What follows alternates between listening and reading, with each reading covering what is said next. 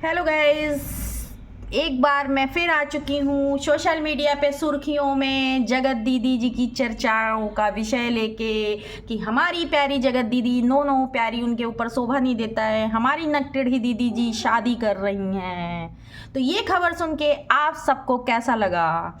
मुझे तो जोर का झटका धीरे से लगा।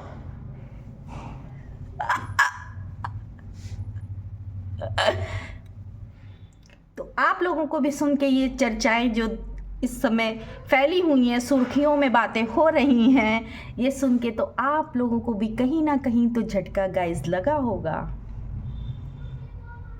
लेकिन क्या किया जा सकता है? ये सब बेशर्म है यार। इतनी जल्दी इतनी सारी बेशर्मी वाईटी पे फैली, इतना सब कचरा हुआ सोशल मीडिया पे, इतनी बदनामी इतनी बेइज्जती के बाद ये लोग इतना बड़ा फैसला फिर से। अरे यार, अभी तो 2 महीने भी नहीं बीते थे, जगत दीदी नकटेड़ी शादी करने जा रही है। पर मुझे बहुत खुशी है कि वो शादी करने जा रही है। मैं बहुत खुश हूँ सच में, वास्तव में मैं बहुत खुश हूँ जगत दीदी की शादी से। बेचारी मनीषा, जिसकी इसने इतनी सारी ज़िंदगी बर्बाद कर दी, शायद इसकी शादी के बाद उसकी ज़िंदगी आबाद हो जाए। मैं बहुत खुश हूँ इस नकटेढ़ी की शादी से, बहुत खुश हूँ।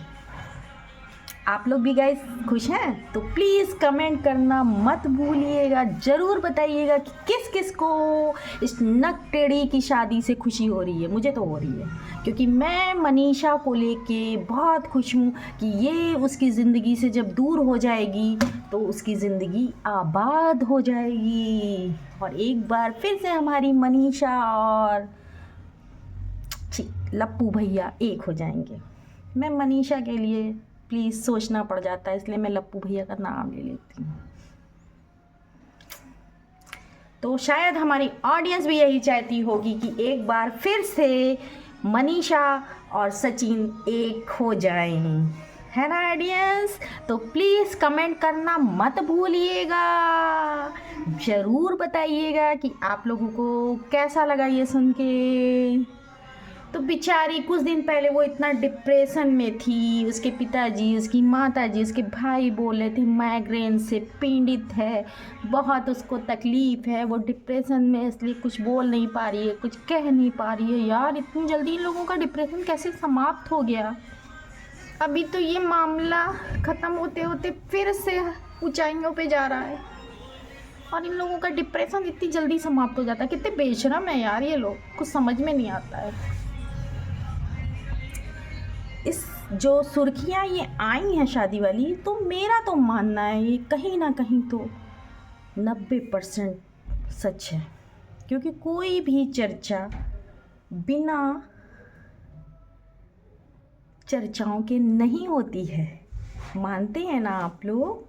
तो इसमें कुछ ना कुछ तो सच्चाई है। सच में चर्चा का विषय है तो चर्चाओं में चर्चाएं हैं। मेरा मानना है कि ये सच है और मैं चाहती भी हूँ कि एक बार जगत दीदी की शादी होनी बहुत ज़रूरी है, क्योंकि जो कुछ भी आज मैंने, ये तो जगत दीदी की रही अपडेट कि वो शादी करने जा रही हैं, ये 90% सत्य है और आगे आप लोगों को जैसा भी होगा अपडेट गाइस मिलती रहेगी मेरे द्वारा, ठीक है?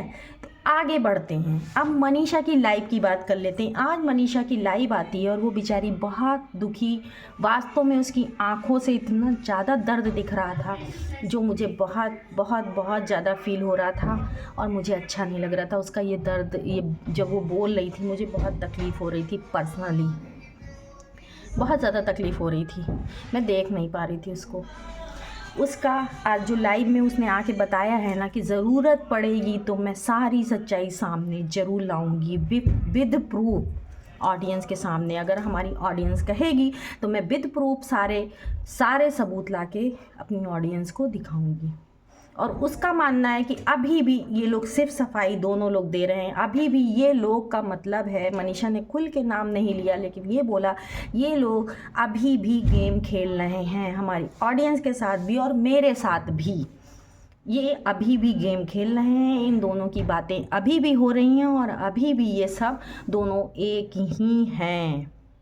मनीषा ने कहा ज़रूरत पड़ेगी तो मैं ये सब चीज़ें ऑडियंस के सामने विद प्रूफ लाके दूंगी, क्योंकि अब बहुत हो गया। मैंने बहुत सबका सम्मान किया, सबकी बातें सुनी, सबका सम्मान करते हुए मैंने अभी तक कोई कदम नहीं उठाया कि शायद अब सब कुछ सही हो जाएगा, शायद अब कुछ सही हो जाएगा। लेकिन अभी कोई उम्मीद अब नहीं दिख रही है कि कुछ भी अब बचा है। मनीषा ने ये बोला तो मुझे भी कहीं ना कहीं सच लग रहा है। और उसका मनीषा का चैनल इन्होंने फिर से मनीषा शॉर्ट वाला शायद लॉगिन करके अपने में उसका अकाउंट कर लिया है। इस बात को लेके मनीषा बहुत दुखी है और वो कह रही अब मैं चुप नहीं रह सकती हूँ। मैंने बहुत सबका सम्मान किया, बहुत सबकी बातें मानी और अब मैं किसी की बात सुनना नहीं चाहती हूँ। अब मैं कोई ठोस, कोई बड़ा कदम लेने के लिए तैयार हो चुकी हूँ। और अगर मेरी ऑडियंस कोई प्रूफ चाहती है तो मैं विद प्रूफ सबके सामने आऊँगी।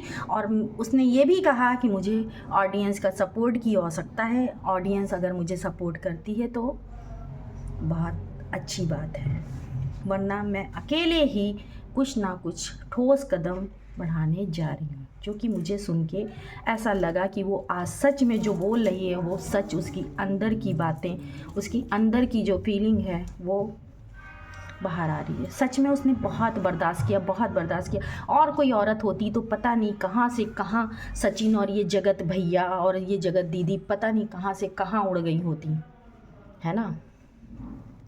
चलिए, ये रही मनीषा की अपडेट। मनीषा, मैं आपके साथ हूँ और हमारी प्यारी ऑडियंस भी आपके साथ है। आप बिल्कुल मत घबराइए और जो आपके लिए सही है वो आप ज़रूर अपने लिए ठोस कदम आगे बढ़ाइए। हम सब आपके साथ हैं। तो चलिए, अब इसी पे मोनिका ग्रोवर जी का एक वीडियो आता है दोपहर में, जिसमें वो बताती हैं भोपाल की सच्चाई कि भोपाल में उस केस में था क्या। जैसे कि ये तिवारी फैमिली इसको बहुत चर्चाओं का विषय बना रही थी, मैंने तो केस कर दिया, मैंने तो तूफ़ान मचा दिया, मैंने तो बम फोड़ दिया। वो बम क्या था? मोनिका ग्रोवर जी ने आज उसको बताया कि जिसको बम बनाया गया था, जिसको शेर बनाया गया था, जिसको हवा बनाया गया था, वो एक्चुअली में क्या था। वो एक नॉर्मली केवल रिपोर्ट थी ये कि सचिन जो चैट सोशल मीडिया पे उनकी दिखाए थे, उसके लिए उन्होंने सिर्फ इतनी बात वहाँ पे कही कि आप इनके अगेंस्ट कोई भी बात सोशल मीडिया पे आप इनकी फैमिली के लिए नहीं ला सकते हैं। बाकी ऐसा कुछ भी वहाँ नहीं था जिसको इतना बड़ा ये लोग जो है इशू बना रहे हैं। और वाईटी पे भी कई लोग इसको इशू बना रहे हैं कि ऐसा हुआ, नाक रगड़नी पड़ी सचिन को और ये हो गया और वो हो गया।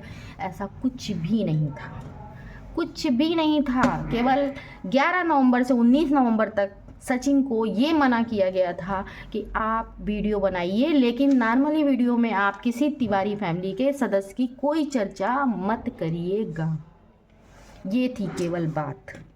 तो जो बम बनाया जा रहा था कि भोपाल में केस ये हो जाएगा, वो हो जाएगा, ऐसा हो जाएगा, ऐसा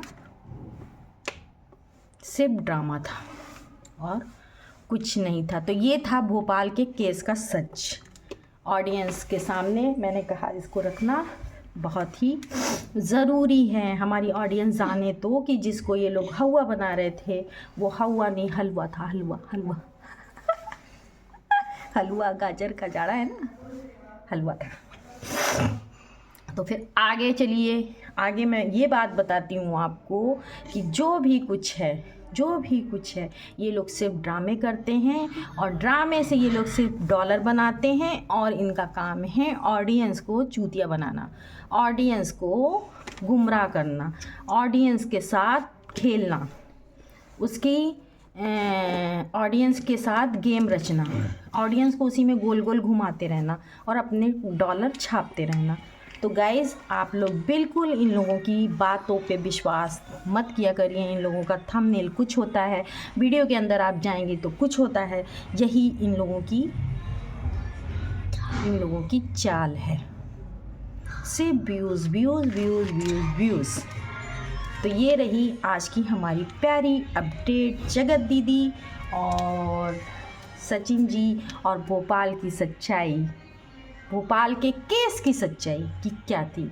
तो शायद आप लोगों को अगर मेरी वीडियो ज़रा सी भी अच्छी लगी हो तो प्लीज़ इसको पूरी देखिएगा बिना स्किप किए, और अगर अच्छी लगेगी तो प्लीज़ अपने कमेंट, अपने राय ज़रूर कमेंट द्वारा मुझे बताइएगा। चलते चलते एक बार फिर से नक टेढ़ी को उसकी शादी की बधाई ढेर सारी। मैं बहुत खुश हूँ जगत दीदी की शादी से। नक टेढ़ी, मैंने आज उसका एक न्यू नाम निकाला है, नक टेढ़ी। तो गाइस कैसा लगा ज़रूर बताइएगा कि जगत दीदी का ये नया न्यू नेम आप लोगों को कैसा लगा। नक टेढ़ी मज़ा आई ना। किस किस को मेरी वीडियो अच्छी लगती है, प्लीज़ अगर मेरी वीडियो अच्छी लगे तो लाइक करिए, शेयर करिए, कमेंट करिए और खूब ढेर सारा सब्सक्राइब करिए। जाते जाते बाय बाय, लव यू। कल फिर आती हूँ एक न्यू अपडेट के साथ। Maya reaction on Kratos. Bye bye.